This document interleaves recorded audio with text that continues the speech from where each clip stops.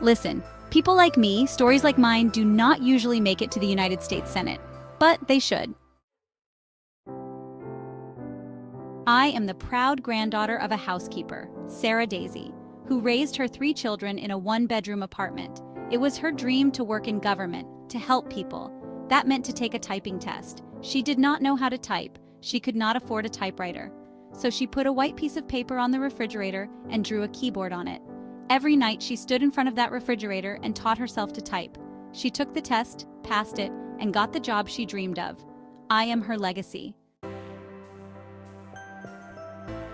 Tonight, I am a candidate for U.S. Senate from the great state of Maryland. I have always been inspired by women like my grandmother. Women who imagine a better future and then have the grit to make it a reality. One of those women is a friend, a mentor, and a role model. That woman is Kamala Harris. Let me tell you about the Kamala I have known for 14 years. I first heard about her in 2009. I was running for state attorney in Prince George's County, Maryland. I read a story in Essence magazine about a district attorney in San Francisco using new ideas to keep her community safe. She had a better record of prosecuting violent crime. She put child molesters and murderers behind bars. What she knew was that violent crime accounts for 30% of all crimes.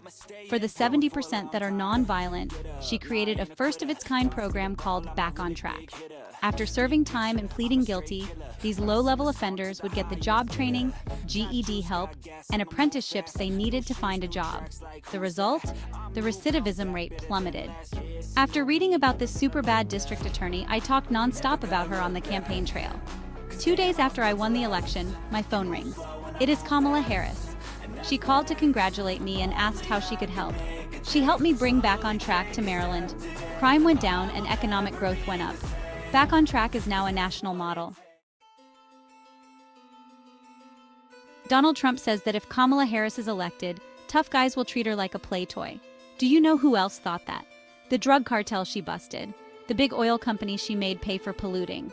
The big banks that she made pay $20 billion to homeowners they ripped off. Getting justice for others is not a power trip for her. It is a sacred calling. Hear me. Kamala Harris knows how to keep criminals off the streets.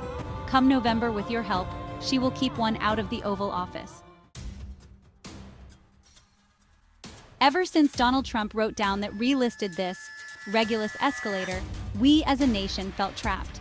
Every national decision has been made in reaction to this one man and his extremist MAGA movement. We are still frozen by the fear that Donald Trump might once again come to power. It is not just our politics that have been trapped, it is our imagination. Then Kamala came along.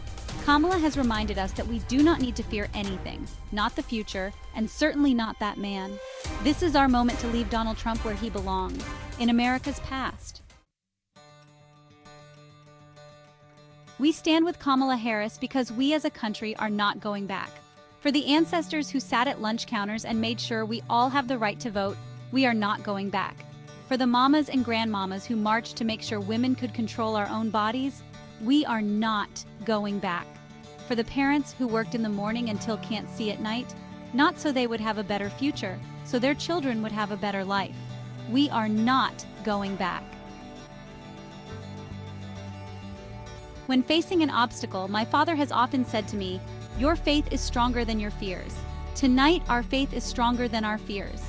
Faith and the promise of America, faith in the American idea, the American values that we share, faith that we, the people, can choose a new leader, a better future for the people.